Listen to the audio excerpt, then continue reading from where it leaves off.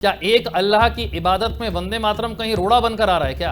वहां के आगे झुकने से अल्लाह को परेशानी क्या है? सबसे पहली बात, क्योंकि अल्लाह तो बेनियाज है। क्या इस्लाम उन्हें ऐसा करने से रोकता है? अगर आप इस्लाम को फॉलो करेंगे तो आप हिंदुस्तान में रह ही नहीं सकते। आपको देश से मोहब्बत नहीं है। अगर आपको देश से मोहब्बत होती तो आप इस देश में रह रहे हो तो वंदे मातरम कह सकते हो, कोई प्रॉब्लम नहीं है। 30 साल किसी धर्म में रहकर आप उसकी बुराई कर रहे हैं बैठ के, यहाँ उसको कहते हैं गलत है। नमस्कार, मैं हूं आपके साथ विशाल कालरा।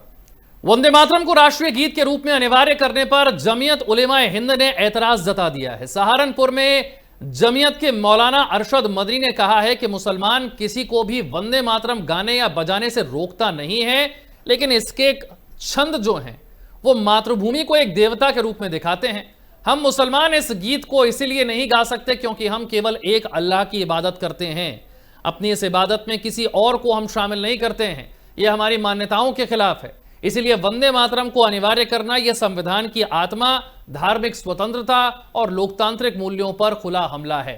सोशल मीडिया पर पोस्ट किया उन्होंने और कहा कि एक मुसलमान सिर्फ एक अल्लाह की पूजा करता है, इसलिए उसे यह गाना गाने के लिए मजबूर करना संविधान के आर्टिकल 25 और सुप्रीम कोर्ट के कई फैसलों का उल्लंघन है।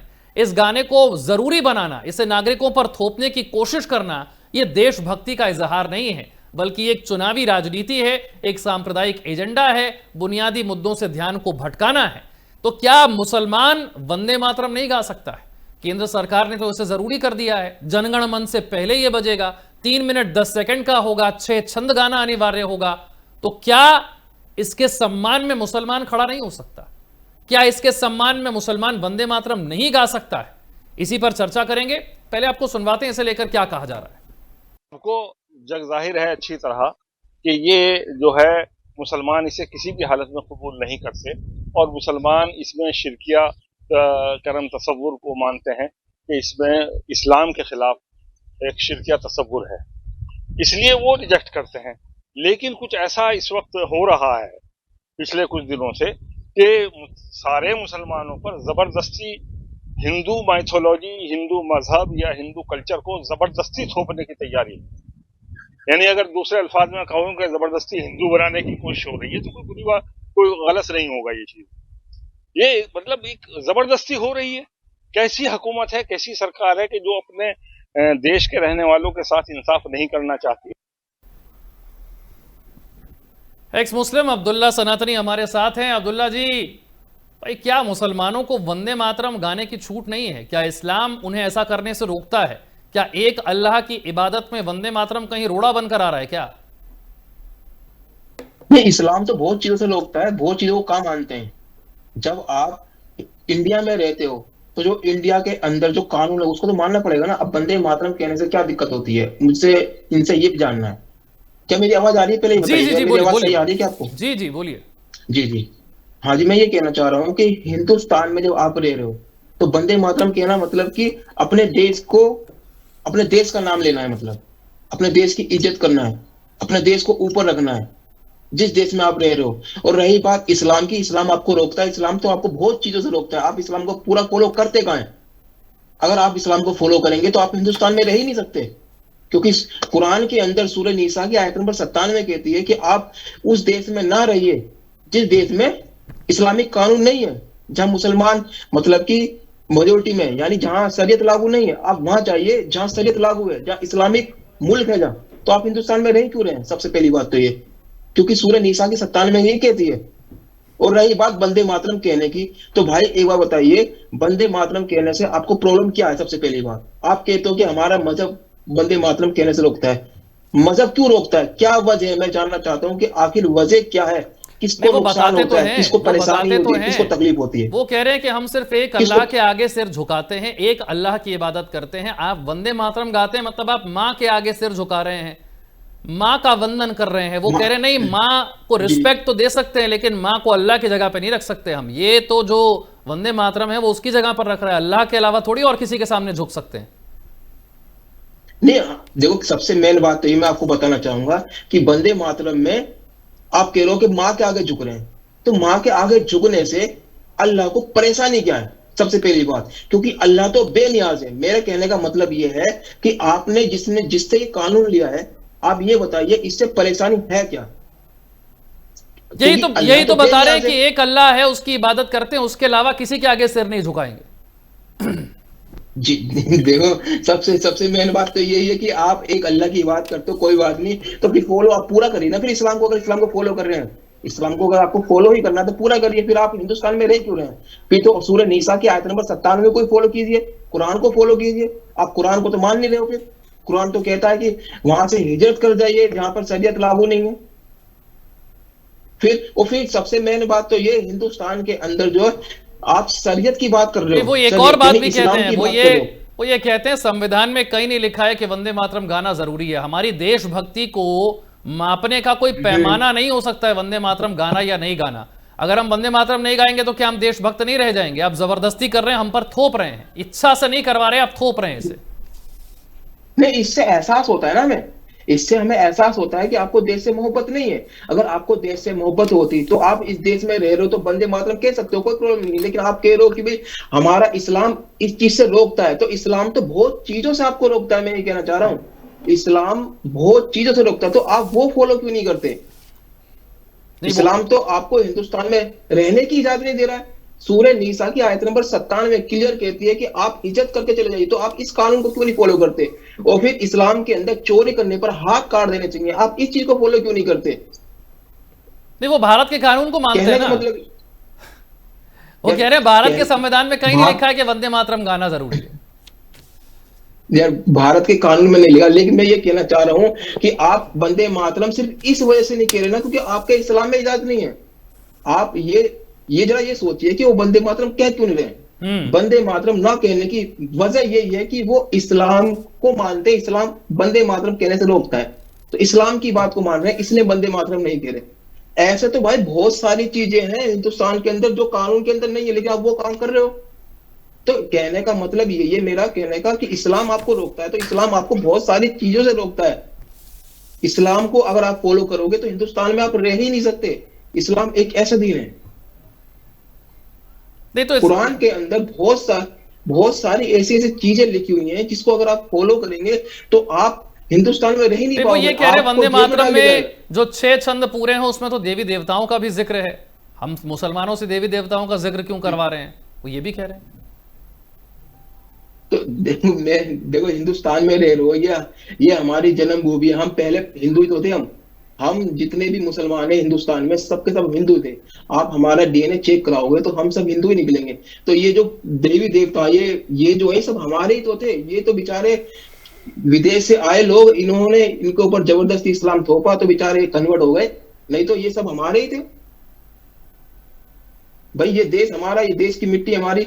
और एक चीज और मैं आपको बताना चाहूंगा कि जितने भी लोग ये चीज का इनकार कर रहे हैं ना, वंदे मातरम नहीं कह रहे, तो ये है ना, मैं आपको क्लियर कर दूं कि इस्लाम की वजह से कर रहे हैं। और इस्लाम एक ऐसा दीन है जिसको फॉलो करना हिंदुस्तान में रहकर बड़ा ही मुश्किल है। मैं आपको बताना चाहूंगा, जो भी आपने ये मेरे को दिखाया, ये मौलाना जो बात कर रहे हैं, इन मौलाना से ये पूछिए कि जो आप रोटी खाते हो ये किसके अनाज, मतलब कि किसी हिंदू के खेत में से उग के आया है ये अनाज या फिर किसी मुसलमान के खेत में से उग के आया है अनाज? ये आप नहीं बता सकते, क्योंकि कुरान के अंदर सूरह बकरा सूरत नंबर 2 आयत नंबर 173, सूरह मैदा सूरत नंबर 5 आयत नंबर 3, सूरह नहल सूरत नंबर 16 आयत नंबर 115, सूरह अनाम सूरत नंबर 6 आयत नंबर 145, ये सारी आयतें कहती हैं हुर्रिमत अलैकुम अत्तातु वद्दमु वलहमुल खिंजीर वमा उहिल्ला लिगैरिल्लाह भी, कि आप गैरुल्लाह के नाम का नहीं खा सकते। और हम सब जानते हैं जो भी हमारे हिंदू किसान भाई होते हैं वो भगवान का नाम लेकर ही खेती बाड़ी करते हैं, भगवान का नाम लेकर ही बीज डालते हैं, भगवान का नाम लेकर ही उसको काटते हैं। तो ये भगवान के नाम का खाना तो आप खा सकते हैं, वंदे मातरम कहने में क्या तकलीफ है? ये इनसे पूछ के तो देखिए एक बार, इनसे जितने भी लोग हैं ये बताइए। आप सारे काम तो गलत कर रहे हैं, इस्लाम के विरुद्ध हो जा रहे हैं, लेकिन आप ये वाला काम करते हुए दिक्कत हो रही है, क्यों हो रही है दिक्कत? ये सवाल मेरा इनसे है। मेहताब उस्मानी साहब हमारे साथ हैं, कल भी हमारी इस पर चर्चा हुई। आज मैं फिर देख रहा था, आज एक और शख्स से उनका बयान आया कि ये मुसलमानों को हिंदू बनाने का एक षड्यंत्र हो रहा है, इसलिए हम वंदे मातरम नहीं गाएंगे।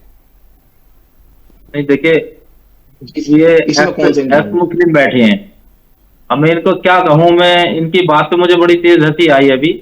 मैंने क्या बताओ, ये लोग, इनकी उम्र होगी करीबन 30-40 साल तो होगी।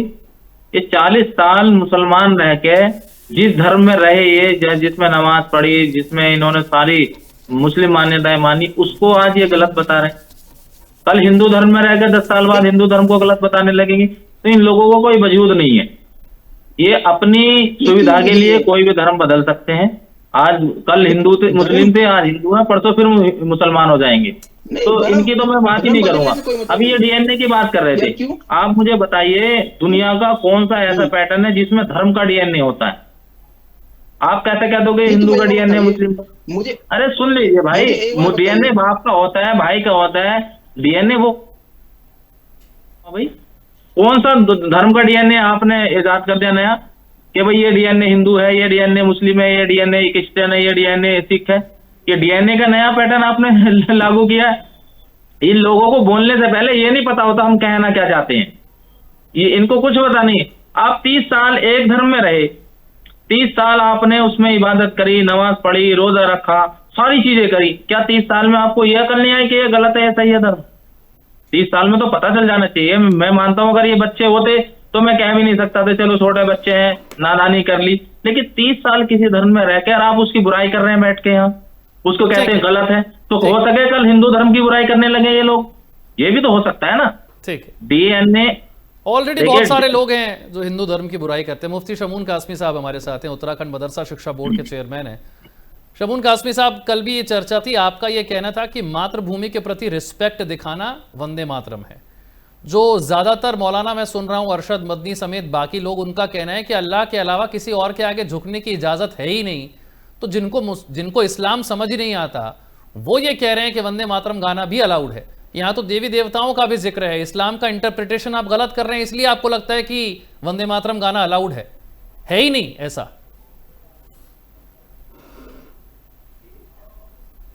मैं इसीलिए उत्तराखंड राज्य के माननीय मुख्यमंत्री पुष्कर सिंह धामी जी का उल्लेख करता हूं कि उन्होंने उत्तराखंड राज्य के अंदर मदरसा बोर्ड को, मैं उसे विस्तार कहता हूं कि 6 माइनॉरिटीज को एक जगह ला करके जो उनके लिए एजुकेशन का प्रबंध किया है, दीनी तालीम के साथ मजहबी तालीम भी हासिल करेंगे और मेन स्ट्रीम की एजुकेशन भी हासिल करेंगे।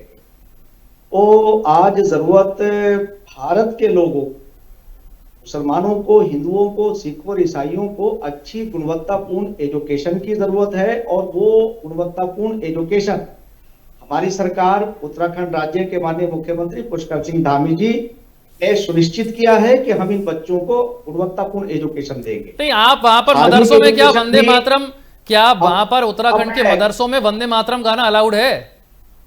मैं आपको बता रहा हूं, अभी मैं दोनों की बात सुन रहा था, मैं आपको ये बता रहा हूं कि संसार में जो जितने धर्म हैं वो सारे के सारे धर्म करुणा, प्यार, त्याग की बात करते हैं, और धर्म वो है जिसमें करुणा हो, प्यार हो, त्याग हो, और जिसमें करुणा, प्यार, त्याग नहीं है ना वो धर्म है और ना वो धर्मों को मानने वाले। तो ये लोग जो बात करते हैं, मैं भी सुन रहा था, दोनों से ये कहूंगा कि धर्म की जो धारणा है उसे समझने का प्रयास करेंगे। कोई धर्म खराब नहीं है, धर्म को मानने वाले खराब हो सकते हैं, उनका प्रैक्टिकली खराब हो सकता है, मगर नहीं, पर वो कहते हैं कि हर धर्म किसी चीज की इजाजत नहीं देता, तो इस्लाम ये इजाजत नहीं दे रहा है। मैं इसलिए आपसे पूछ रहा हूं, क्या उत्तराखंड के मदरसों में वंदे मातरम गाया जा रहा है? हाँ, देखिए मैं वही कह रहा हूँ विशाल जी, वंदे मातरम को मैंने कल भी कहा था, अनेकों बार मैंने ये बात कही कि वंदे मातरम का मतलब ईश्वर की, अल्लाह की इबादत नहीं है।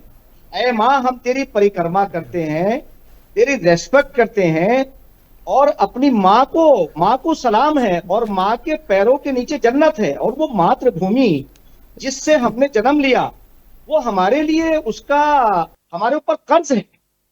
और यही वजह है कि आप जिस धर्म को भी उठा के देखेंगे, उस धर्म का जो चैप्टर है, पहला ही चैप्टर ये आता है कि अपने मुल्क से मोहब्बत आपके दीन का, आपके धर्म का हिस्सा है। मैं ये समझता हूं कि इसमें जिन लोगों ने ये ट्रांसलेट किए हैं वो सही तौर से बता नहीं पा रहे हैं। इसमें कोई भी ऐसा शब्द नहीं है वंदे मातरम में कि जिसे आप ये कहें कि ये कहीं ईश्वर की या अल्लाह की या खुदा की कहीं अवहेलना हो रही है। ये तो हमारा एक जो नेशनल गीत है, और उस गीत को गा करके आजादी से पहले हमारे जो आजादी के सूरमा थे वो उसे गाकर के फांसी पे चढ़ जाया करते थे। ऐ माँ तुझे सलाम, वंदे मातरम। हम तो आज भी हमारे अभी गवर्नर हाउस में प्रोग्राम था, मैं आपसे जो कह रहा था कि थोड़ा लेट हो जाऊंगा, तो वहां सीडीएस अनिल चौहान जी, हमने उन सबके साथ में वहां वंदे मातरम गाया। और वंदे मातरम गाने में कोई भी प्रॉब्लम नहीं है, इसमें कोई भी दिक्कत नहीं है। ये तो माँ की परिक्रमा है, जिस मातृभूमि से हमने जन्म लिया है उसका हमारे ऊपर कर्ज है। और देखिए एक बात बताऊं मैं आपसे, अगर देश नहीं होगा तो कहां होगा धर्म, और कहां होंगे धर्माचार्य? आप अगर आपका घर मजबूत नहीं है, आपका घर जो है कमजोर है, तो बरसात में उसमें बारिश होगी तो टपकेगा, तो परेशान हो जाएंगे आप। सर्दी होगी तो हवाएं आएगी खिड़कियों से। तो अपने देश को मजबूत करना और देश पर मत मिटने का संकल्प जो है वो वंदे मातरम। ठीक ठीक है, मेहताब उस्मानी साहब। बड़ी सफाई से बताया कि सबको अपना धर्म मानने का अधिकार, और ये भी बताया कि वंदे मातरम का मतलब है माँ तुझे सलाम, यही बताया ना। तो साहब अगर हम माँ तुझे सलाम कहें तो गलत तो नहीं है? अगर हम अपने धर्म के अकॉर्डिंग माँ तुझे सलाम कहें तो मतलब तो एक है ना, दोनों का मतलब एक है, तो फिर कहने में क्या हर्ज है? आप इस लाइन में, इस जुबान में कहेंगे, हम उस जुबान में कहेंगे, लेकिन काम एक ही करेंगे दोनों। आपने वंदे मातरम कहा, हमने कहा माँ तुझे सलाम, तो कोई दिक्कत नहीं होनी चाहिए। अगर आप मुझसे ये कहें नहीं जी मैंने वंदे मातरम कहा, आपको भी कहना है, ये गलत है। मेरी आप बोलते हो वंदे मातरम, आप पे किसी ने ऑब्जेक्शन उठाया, क्यों बोलते हो? मैं नहीं बोलता तो मुझ पर क्यों ऑब्जेक्शन उठाने के आप क्यों नहीं बोलते? तो आप, हर आदमी को स्वतंत्र है, उसको आजादी है कि वो क्या बोलना चाहे क्या ना बोलना चाहे।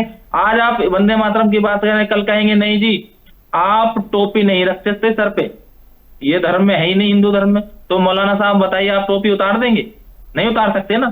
तो वही उसी तरीके से जो जिसके धर्म है वो उस धर्म को फॉलो करे ना। आप किसी पे जबरदस्ती कोई चीज थोपे ना, ये थोपने वाली बात है।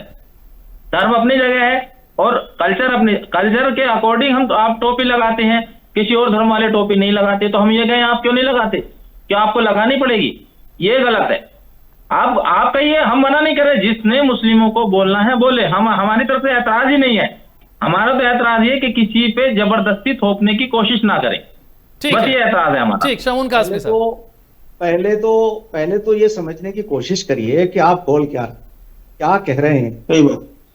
आप ये तो समझने का प्रयास करिए। आपने कहा कि ऐसा कर ले, मैंने ये कहा कि ये धर्म का हिस्सा नहीं है, ना हिंदू धर्म का हिस्सा है ना मुस्लिम धर्म का हिस्सा है, तो राजभक्ति से मैंने धर्म का हिस्सा ही नहीं बताया, मैं तो ये कह रहा हूँ सुनिए पहले, अगर आप समझने का प्रयास कर रहे हैं तो समझ लीजिए, वरना तो आप गैर जरूरी तौर से कंफ्यूजन मत पैदा करो समाज में। अगर बोलने का ही शौक है तो खूब बोलिए, जो चाहे कहिए, मगर मैं आपसे ये कहना चाह रहा हूं कि आप इसे धर्म का हिस्सा क्यों बना रहे हैं? ये धर्म का हिस्सा नहीं है, राजभक्ति से संबंधित है। ये हिंदू और मुसलमानों का मसला नहीं है, ये सबका मसला है, भारतीयों का मसला है। हम भारत के लोग 140 करोड़ लोग एक हैं, और अनेकता में एकता हमारी ताकत है। हम विश्व गुरु की पद्धति तभी पा सकेंगे जब हमारे अंदर यूनिटी होगी। और मैं आपको ये बता दूं कि वंदे मातरम वो गीत है, वो गान है कि जिसे गा करके हमारे स्वतंत्रता संग्राम सेनानी फांसियों पर चढ़ जाया करते थे। तो आपको ये बताना चाहता हूं, इसे धर्म में क्यों घसीट कर ला रहे हैं आप? पहले समझ, आप कह रहे हैं कि साहब मैं टोपी ओढ़, मैं ये करूं, आप समझ ही नहीं पाए। आपकी किसी चीज पहले समझने का प्रयास, मैंने क्या कहा आप ये समझ ही नहीं पाए। आपने किसी और वे में कहा, मेरा कहने का मतलब यह है, जब धर्म से इसका कोई मतलब ही नहीं है तो फिर जबरदस्ती किस बात की? जबरदस्ती किस बात की सर, जब धर्म से कोई मतलब ही नहीं है। ये तो राष्ट्र के लिए है ना, तो राष्ट्रगान नहीं गाया जाता। कौन सा मस्जिद, मदरसा या जो भी धार्मिक स्थल है वहां राष्ट्रगान नहीं होता? 26 जनवरी को सब जगह होता है, तो राष्ट्रगान नहीं गाते हम।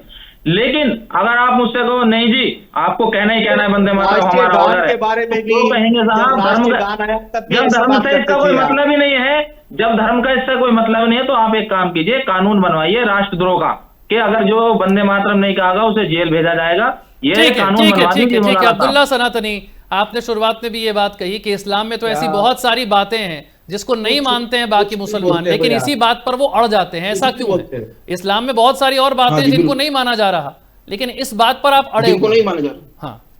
हाँ, यही तो मैं पूछ रहा था कि बहुत सारी बातें ऐसी जिसको तुम मान नहीं रहे। आप इनसे ये पूछिए कि सूरह निसा की आयत नंबर 97 कहती है कि आपको हिजरत करके चले जाने चाहिए वहां से जहां इस्लामिक कानून नहीं है। तो आप ये बताइए, हिंदुस्तान में रह रहे हो तो हिंदुस्तान में किस तरीके से रह रहे हो फिर आप मुझे बताइए। आप कुरान तो कह रहा है हिजरत करके चले जाइए,